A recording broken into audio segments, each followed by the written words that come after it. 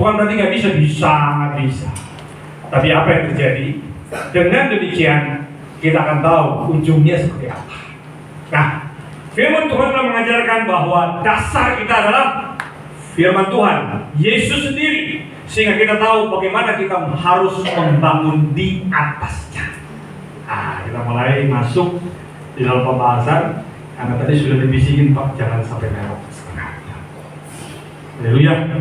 Singkat, padat, dan jelas firman Tuhan bisa tersampaikan. Ya, saya baca aja, semua ayat akan saya bacakan untuk menyingkat waktu. 1 Korintus 3 ayat 11 sampai 13 lengkapnya. Kita mau bahas satu persatu. 1 Korintus 3 ayat 11 13. Karena tidak ada seorang pun yang dapat meletakkan dasar daripada dasar yang telah diletakkan, yaitu Yesus Kristus. Tadi yang saya katakan, entahlah orang membangun di atas dasar ini dengan emas, perak, batu permata. Lalu stop dulu di situ. Saya mau bagi dua: kayu, rumput kering, atau jerami. Sampai situ dulu.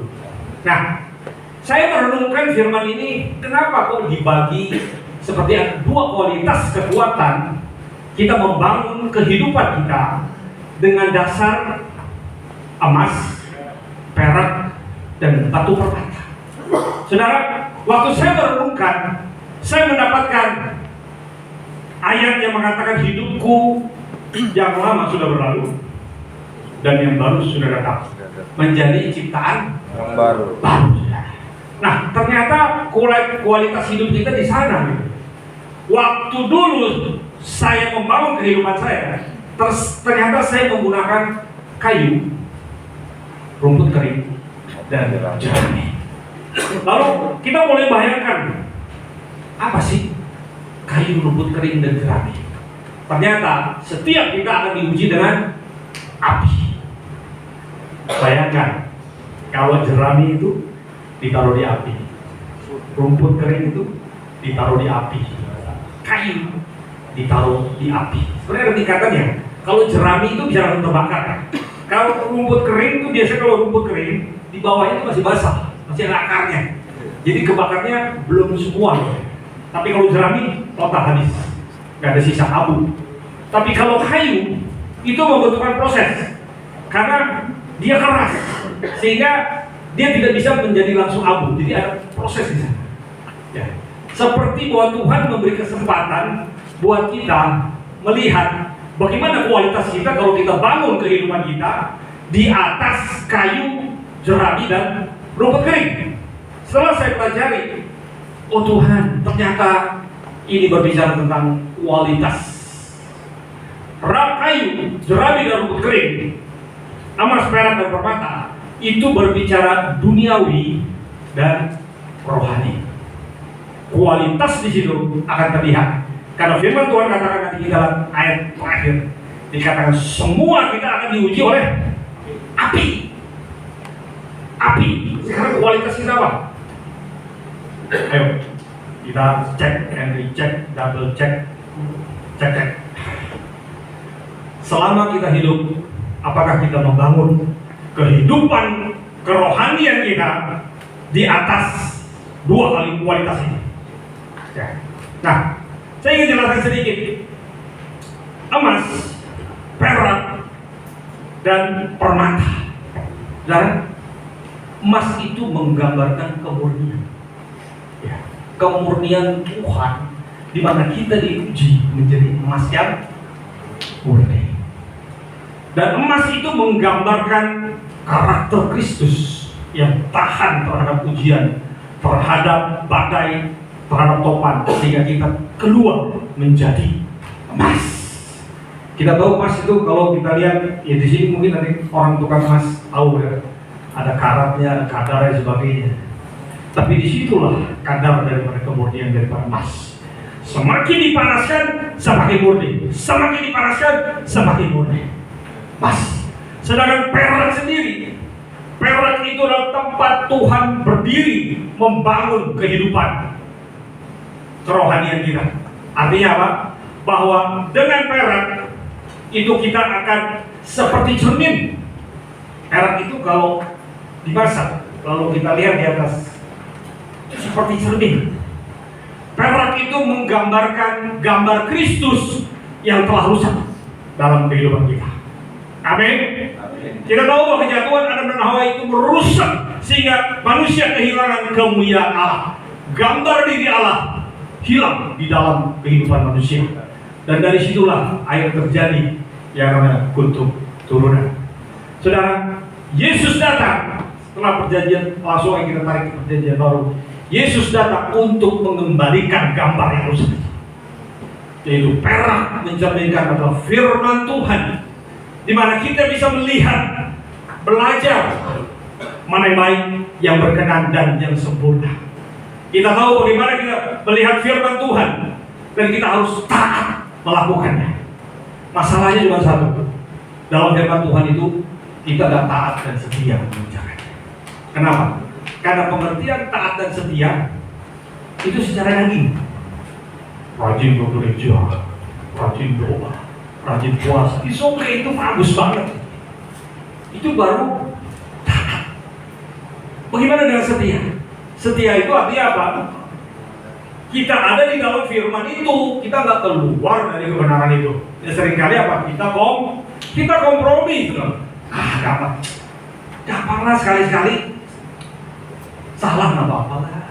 Kadang-kadang ada kompromi yang membuat kita keluar dari firman Tuhan. Makanya taat dan setia itu jangan diartikan secara kedagingan. Taat setia itu diartikan secara roh, di mana kita harus membangun ketaatan di dalam firman itu. Ya, bukan perkataan kebenaran, tapi kita ada di dalam firman itu. Amin. Oke, yang terakhir emas. Satu-satu saya coba lepas karena di sini. Saya juga harus hati-hati, orang teologi semua, sekolah tinggi teologi Victoria. Ada banyak penafsiran yang masih ujung-ujung ke sana juga sih, cuma kadang agak berbeda. Nah, yang terakhir adalah batu permata. Permata itu menggambarkan, kalau kita buka kitab Wahyu, di situ dilihat ya, bahwa Yerusalem baru itu seperti emas. Ya. Dasarnya perak dan tiang-tiangnya permata. Kayak salah satunya permata yaspis. Ya, teologi harus nyambung. Ya, itu permata itu yaspis itu seperti kaca yang bening, tidak kelihatan. Dan itu menggambarkan kemuliaan Tuhan, menggambarkan roh Tuhan.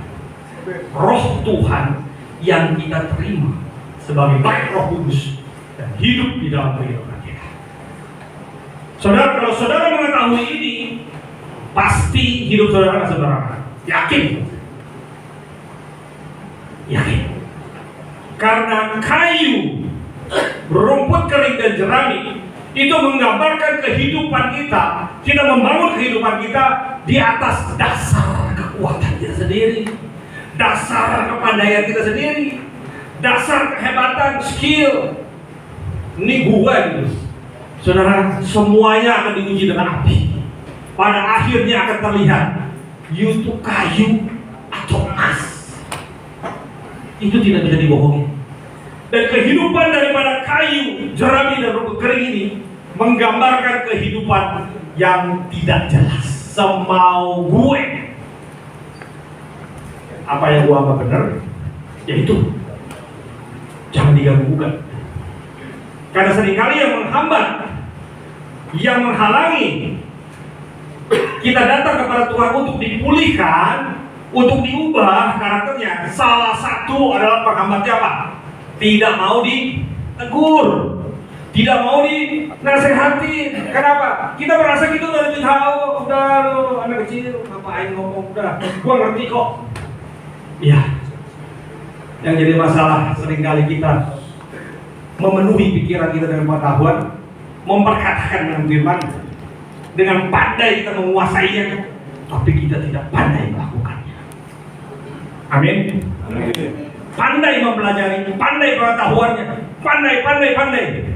Tapi satu hal yang saya mau tanya, apakah saudara pandai untuk mengerjakannya, pandai untuk melakukannya? Karena antara firman dan perlakuan itu seperti iman tanpa perbuatan, seperti tubuh tanpa roh. Bayangkan kalau tubuh tanpa roh, ya seperti ini.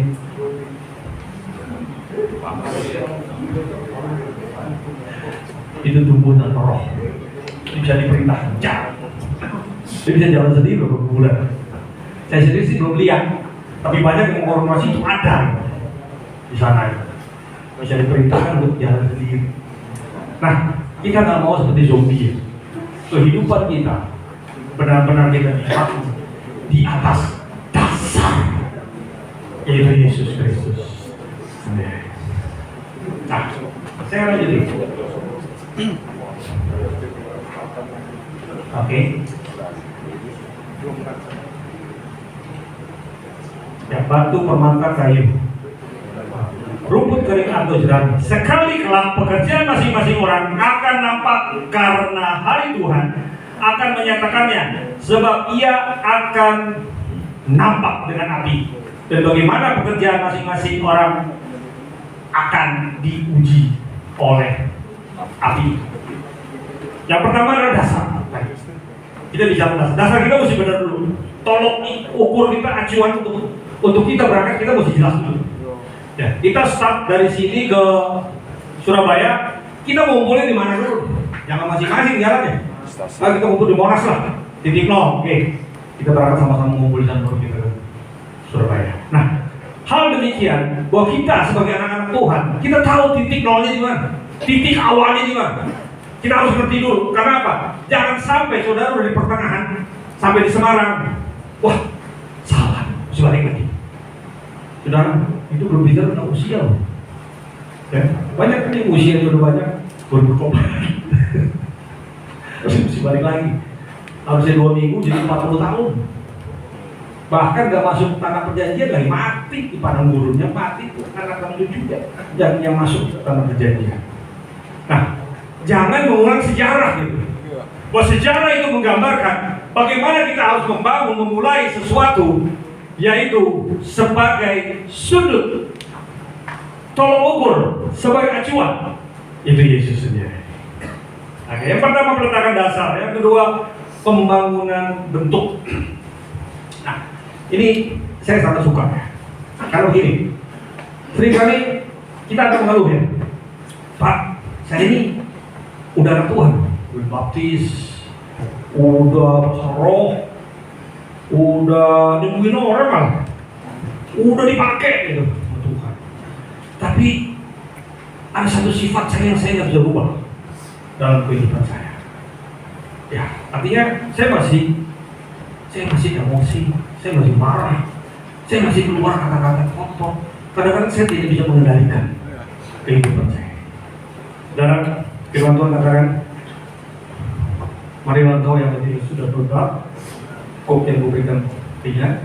Pada akhirnya Tuhan katakan, belajar daripada aku adalah lemah lembut dan rendah hati. Saudara bisa melakukan Galatia 5 ayat 19 dan seterusnya. Itu tentang 1 roh dengan 9 rasa, 9 sifat, kasih, sukacita, damai sejahtera, dan sebagainya. Dibaca aja. Kasih, sukacita, damai sejahtera, kesabaran, kemurahan, kebaikan, kesetiaan, kelemah lembutan, dan penguasaan diri. Diduga oleh kasih, ditutup oleh penguasaan diri. Saudara nggak bisa lakukan ini loh.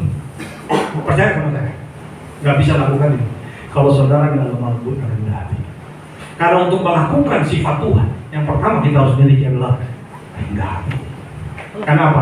Kita bisa dengan sombong memiliki sifat Tuhan. Oh bisa banget. Cabut soal sombong. Saudara bisa menggunakan kuasa Tuhan dengan keangkuhan, kesombongan bisa. Nah itu kan ujung-ujungnya apa? Nyala, kau sih membuat kejahatan. Aku tidak mengenal kau dari mana. Tuhan, aku sudah bermujizat, aku sudah pakai dia hormati. Nyala, kau nggak kenal. Tapi apa? Dia mencuri kemuliaan Tuhan. Jadi yang pertama, kalau kita mau merubah diri kita, satu hal yang kita harus lakukan adalah kita harus memiliki sifat rendah hati dan lemah lembut. Itu penting sekali. Karena itu sifat dasar manusia. Kasar. Asalnya kasar gitu. Ini ada penekanan di sini. Kasar. Itu sifat dasar manusia. Saya tahu, saya laki-laki, perempuan juga begitu. Kasar. Ada sifat-sifat dasar dari para manusia yang muncul dari kedagingan sehingga dia tidak bisa mengendalikan itu. Kasar. Balik dari kasar. Tidak bisa memiliki kasih tanpa rendah hati. Bisa. Aku mengasihi. Satu. Tapi hatimu, apakah engkau rendah hati? Penting. Karena awal mula dari keberhasilan adalah kerendahan hati. Oke. Saya nggak akan terlalu panjang karena itu nanti akan jadi kemana-mana. Yang terakhir adalah tahap pengujian. Nah, kita sudah bicara tentang dasar, kita berbicara tentang pembangunan bentuk sebagai karakter Kristus, kita juga bicara tentang pengujian. Saudara, pengujian dan percobaan sama nggak? Saya pernah ngomong kalau siapa yang tahu pencobaan itu apa? Dari siapa? Pencobaan dari diri sendiri. Pencobaan dari diri sendiri dan dari Iblis. Kalau ujian? Ujian bisa dari Tuhan. Dari Tuhan. Contohnya? Ujian nih. Kalau pencobaan dari iblis, contohnya apa? Waktu Tuhan dicobai dengan turun selama 3 hari. Ada tertulis. Tapi ujian? Siapa dah?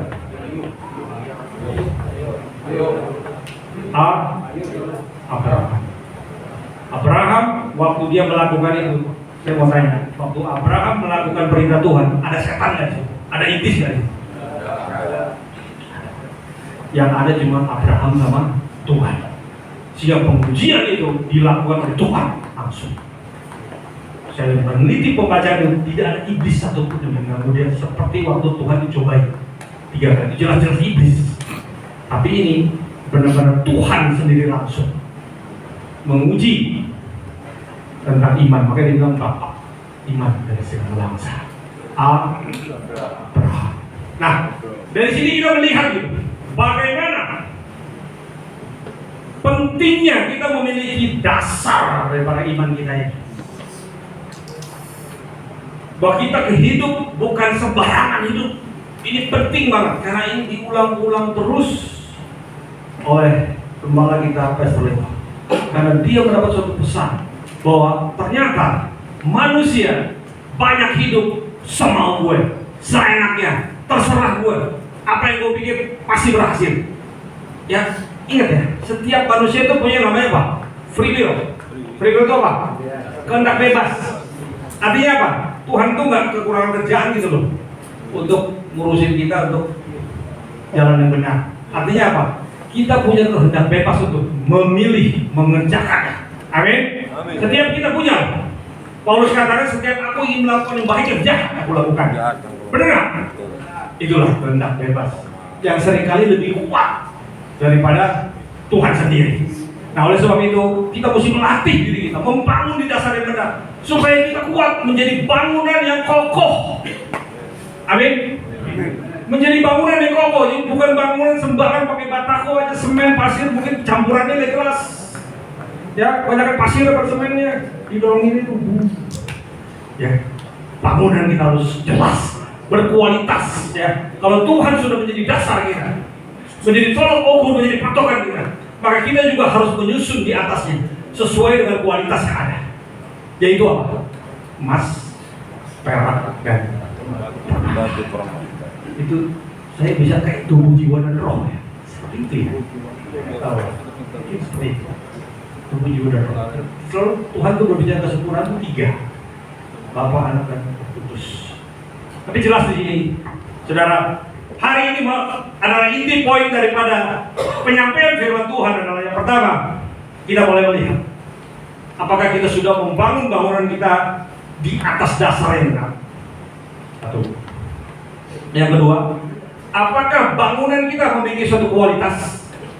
Yang tadi saya katakan, mungkin pakai batako yang murah, pakai pasir campuran yang jelas, dan tidak ada kekuatan di sana, mudah rubuh. Ya, kalaupun kita membangun di atas dasarnya Tuhan, tapi tetap kita menyusunnya juga salah-salah. Karena apa? Karakter lama masih ke bawah, karakter kayu, rumput dan jerami kadang-kadang ke bawah ke kualitas yang baru, kantong yang baru. Itu masih ke bawah gitu loh, karakter lama. Dan itu yang namanya proses. Proses itu dilakukan oleh Tuhan, oleh Tuhan, dan kerjasama dengan kita kalau kita mau berubah. Saudara nggak akan berubah kalau saudara sendiri nggak mau berubah. Ya, buat Tuhan segala sesuatu apa sih yang mustahil? Jadi gitu. Tapi masalahnya Tuhan ingin kita terbangun dengan iman yang murni yang dari kita sendiri yang membangun, sehingga Tuhan melihat waktu diuji dengan api itu benar-benar kita semakin murni, bukan langsung menyalahin Tuhan. Tuhan, kok saya dihukum? Kok saya kan nggak salah? Kenapa saya ada di sini? Oke, bisa jadi itu benar. Tapi ingat, di balik itu semua, ingat, waktu kita mau melakukan kehendak Tuhan harus ada kerendahan hati. Tetaplah rendah hati. Karena apa?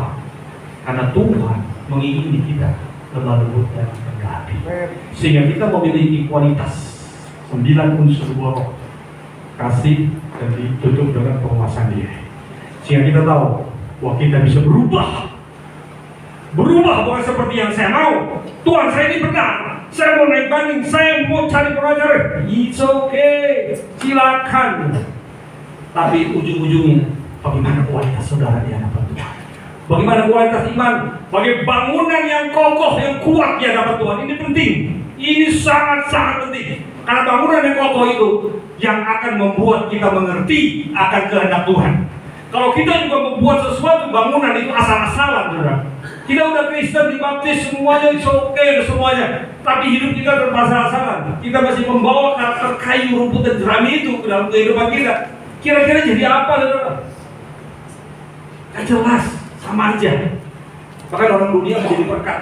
Itu anak Tuhan, tapi begitu ya. Nah, kadang kita itu lupa bahwa kehidupan kita ini surat yang terbuka. Kebenaran itu terlihat dalam kehidupan kita, termasuk saya. Saya juga dilihat banyak orang, saudara. Banyak kekurangan kelemahan yang saya miliki. Tapi saya berusaha untuk semakin hari semakin disempurnakan. Haleluya. Amin. Saya berdoa satu kata, bangunan kehidupan yang kokoh hanya bisa. Yang pertama adalah saudara harus punya dasar, acuan. Yang kedua, saudara harus punya bentuk, sikap saudara. Gak bisa asal-asalan. Saudara harus tahu bagaimana hidup sebagai anak Tuhan, karakter Kristus. Hidupku bukan aku lagi tapi Kristus. Itu proses. Nggak ada yang masuk teling sempurna. Tapi kalau kita mau, Tuhan akan pulihkan. Tinggal waktunya aja. Yang terakhir adalah tahap pengujian. Saudara, pengujian itu nanti. Pengujiannya sesungguhnya. Tapi hari ini kita juga menghadapi ujian menghadapi tantangan kehidupan, kebutuhan, dan sebagainya. Dan itu diuji. Apakah kita tetap percaya Yesus bisa memelihara kita? Apakah kita tetap percaya bahwa Tuhan sanggup memulihkan kita, memberikan diskon, tahanan dan sebagainya? Saya nggak boleh bicara di area ini, urusannya dihukum. Tapi yang jelas di sini adalah kalau Tuhan beracara, segala sesuatu tidak ada yang mustahil. Contohnya Pak Harun ini divonis 18 tahun ya, 17 tahun. Itu bisa jadi 8 tahun, 10 tahun. Nah, itu 7 tahunnya kemana? Tuhan melihat apa yang dia kerjakan. Tidak ada yang mustahil bagi Tuhan. Haleluya. Bisa menangkap firman ini? Bisa menangkap? Bisa menangkap? Angkat tangan. Oke, saya mau berdoa. Yang bisa berdoa, yuk sama-sama.